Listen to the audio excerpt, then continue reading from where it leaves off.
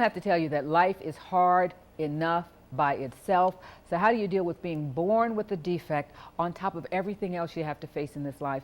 Well, Lewis Colbert was born with a severe, severe clubfoot. He was raised just outside Phoenix City in Smith Station in football country of all places. So somehow he dreamed of being on a football team, and it happened. What a story. He's with us this afternoon, and he's written a book to inspire others. So what in the world made Lewis Colbert think, I'm going to be a football star one day, you know, when the doctors told you would never walk, huh? It was, I played sports and baseball, and but I wanted to play football. And I went out 3 times, and I failed 3 times. And the 3rd time I had to quit. And I spent 2 years as a manager at Glenwood High School. And you know, at that time I started picking up a football, I started kicking it, and I just wanted to be part of the team. And the coaches gave me an opportunity to just punt, and then I walked on at Auburn, and things went from there, and I ended up being the first All-American punter ever in the history of the school.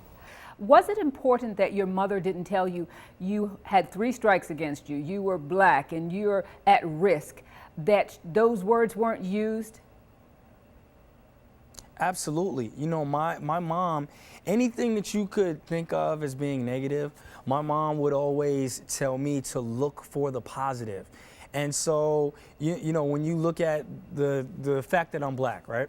I never used that as an excuse or as a negative thing. So growing up, if I was the only black person in the room or, you know, in a classroom, I would always look at it, you know, as I was special.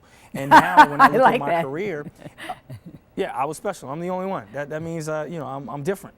And, you know, now in my career, I work for news. I'm an African-American anchor on the show, and I think that makes me different. That makes me special, and I think that I bring in a different audience. I think, you know, people of color watch and they can identify with me because I'm black. You know that every one of us has a unique journey in this life. Some are filled with more drama, even danger than others. But imagine being born into a family of potential violence and illegal activity, the daughter of a mobster. Lisa Ditchkoff lived that life. Her story has a very interesting ending too, but you have to buy the book unless she's willing to give it on the air today. She is the girl with the caterpillar eyebrows. Thanks for being with us again, Lisa. Thank you. Wow, you seem very well adjusted. Did you go through a time in your life where your mother and father are not together? Maybe daddy's a bad guy, maybe mommy's afraid of him. Did it produce something in you that caused you to have a hard time? Well, I look back at my life and I feel like I basically fell through the cracks in a lot of areas. Were you outwardly shunned, or was it sort of a veiled shunning? How were you greeted? Well, it was kind of shunned. That everything, you know, was like pretending or whatever.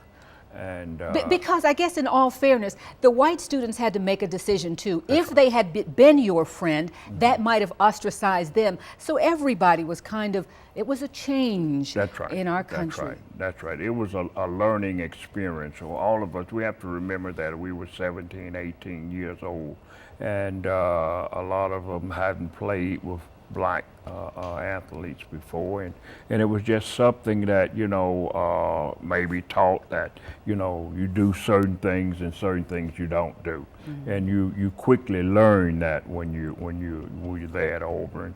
And a lot of the guys, I tell a lot of people that when I was there at Auburn, I never really went home because the white guys, you know, they would leave the practice field or come in from school, and they got each other to laugh and play and have brothers and whatever. But when I come, nobody was there but me. Well, our society has changed in so much that sometimes we're going to court to try to prove things that just came naturally in the past. And we're talking with Judge Lauren from Paternity Court this afternoon. How are you, Judge? Hello, I'm great. Thanks for having me. It's a pleasure, and I'm glad to see you so upbeat because we were watching you yesterday and we were like, oh man, these stories are so compelling. They must get her down. How do you live through them? Because these are real stories, real people's lives, and sometimes they're gut-wrenching.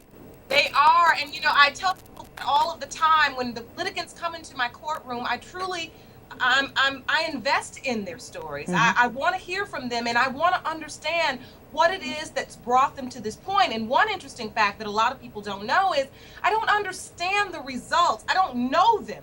I don't know anything about them until I read them. So I don't understand what's gotten them to this point. I don't know what their issue is, and I don't know the truth until I reveal it. So when you see me invested in these stories and sometimes getting frustrated, like, hold on now, I think yesterday's show I had to get two young people because they were acting silly and I didn't think anything was funny.